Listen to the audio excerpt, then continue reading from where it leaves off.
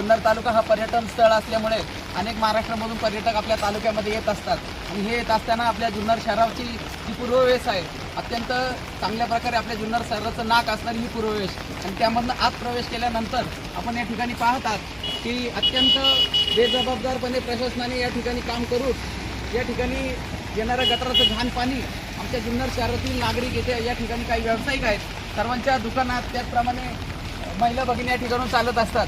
अत्यंत गलिच्छ असा परिसर या ठिकाणी झालेला आहे. PWDच्या माध्यमातून गेली 8 ते 10 वर्षापूर्वी वरच्या रोडला शरददादांच्या कालखंडामध्ये सिमेंट रोड झाला होता. तो रोड होत असताना रोडच्या बाजूने एक मोठी गटर करण्यात आली होती, परंतु त्या गटरचा एंड आपल्या अमरापूर या ठिकाणी असणारं जी ओढा आहे त्या ओढ्यामध्ये करत असताना अमरापूरच्या काही स्थानिक नागरिकांनी त्या ठिकाणी विरोध केला आणि सरपंच साहेबांशी माझं मागाशीच बोलणं आलं की आपण विरोध कोणत्या कारणामुळे केला होता. तर त्यांचं असं म्हणणं होतं की ही पाईपलाईन डायरेक्ट अमरापूर ओढ्यामध्ये न सोडता ओढ्यातूनही काही फुटावर ही पाईपलाईनमधूनच पाणी जावं. तर माझी प्रशासनाला मागणी आहे का आता थोड्याच दिवसामध्ये गणेशोत्सव या ठिकाणी येत आहे आणि ह्या घाण पाणी आमच्या नवतरुण सार्वजनिक गणेशोत्सव मंडळाच्या समोर आता नवीन जे सिमेंट रस्त्याचं काम झालेलं आहे अत्यंत चांगल्या प्रकारचं काम तिथं झालेलं असताना ही घाण काळं पाणी त्या ठिकाणी जात आहे. त्यामुळे नागरिकांमध्ये मोठ्या प्रमाणावर रोष आहे. यासाठी प्रशासनाला 2 उपाय या ठिकाणी उपलब्ध आहेत. स्टँडच्या बाजूला मोठ्या प्रमाणावर मोठे पाईप गव्हर्नमेंटचे पडलेले आहेत.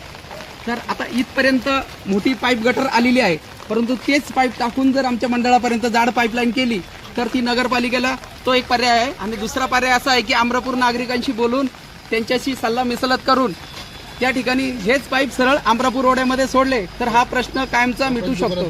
काही दिवसापूर्वी कडलक साहेब आपणच एक न्यूज केली होती जुन्नर शहरामध्ये की दुकानदारांच्या घरात पाणी पोहोचलेलं होतं.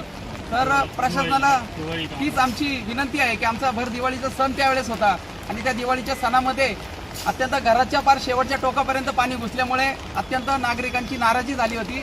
प्रशासनाने याची गंभीरतेने दखल घ्यावी, कोणत्याही प्रकारच्या आंदोलनास आम्हाला भाग पाडू नये.